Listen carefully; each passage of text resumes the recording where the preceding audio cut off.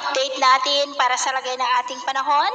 ngayong hapon po ng October 8, 2023 na kung saan sa ngayon ay patuloy pa rin po natin na binabantayan ang LPA na nasa labas po ng ating area of responsibility about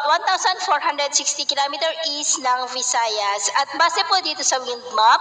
gaya na inyong nakikita ay posible po yan na mawala na rin hanggang sa darating na Martes. Si Bagyong Bolaven naman ay tuloy-tuloy pang paglakas niya na posibleng aabot hanggang sa super typhoon next week.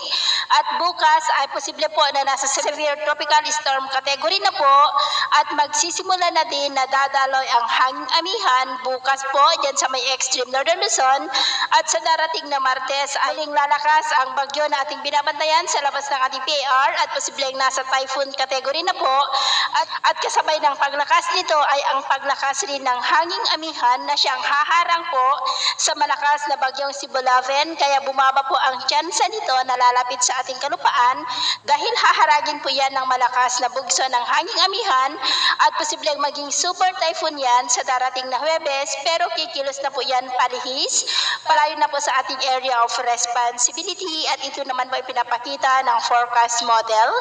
na ating ginagamit hanggang sa susunod na 2 linggo. At sa lagay po ng ating panahon, ngayong hapon ay maulap na kalangitan na may mga pulupulong pag-ulan sa ilang bahagi po ng Ilocos Region,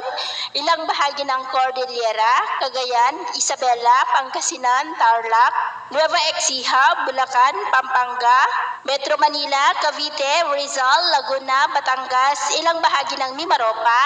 Bicol Region, Panay Island, Negros, Cebu, Leyte, Southern Samar,